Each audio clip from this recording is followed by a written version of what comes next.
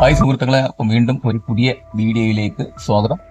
അപ്പം നിങ്ങൾ ഈ കാണുന്ന വന്നിട്ട് പുതിനയാണ്. പുതിനയൊക്കെ വന്നിട്ട് നിങ്ങളുടെ വീട്ടിൽ ഒരുപാട് വളർത്തിയെടുക്കാൻ ശ്രമിച്ചിട്ട് പരാജയപ്പെട്ട ആളാണെങ്കിൽ ഈ വീഡിയോ ശ്രദ്ധയോടെ കാണും. അപ്പോൾ ഞാനും ഇതേപോലെ ഒരുപാട് ശ്രമിച്ചു നോക്കിയതാണ്.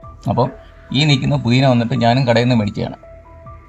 കടയിൽ നമുക്ക് രണ്ട് തരത്തിലുള്ള പുതിന കിട്ടും. ഒരു ഹൈബ്രിഡ് ടൈപ്പ്, നല്ല തഴച്ച് വളർന്ന ടൈപ്പിലുള്ള ഒരു പുതിന കിട്ടും, അല്ല നാടൻ ടൈപ്പിലുള്ള പുതിനയും കിട്ടും കടകളിൽ. അപ്പോൾ ആ ഒരു നാടൻ ടൈപ്പിലുള്ള പുതിനയാണ് ഞാനിത് ഇത്രയും പടർത്തിയിട്ട്.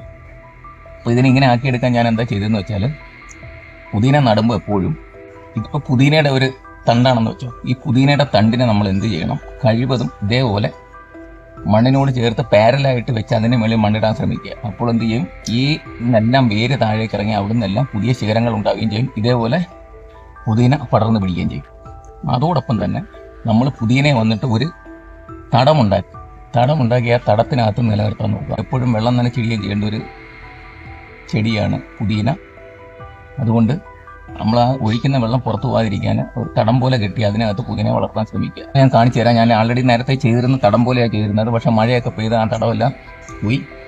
അപ്പോൾ അതുകൊണ്ട് വീണ്ടും ഒന്നും കൂടെ ഞാൻ എന്നെ തടം എടുത്ത് നിങ്ങളെ കാണിക്കാം. അതുപോലെ ചെയ്താൽ പുതിന നിങ്ങൾക്ക് തീർച്ചയായിട്ടും വീട്ടിൽ വളർത്തിയെടുക്കാൻ സാധിക്കും.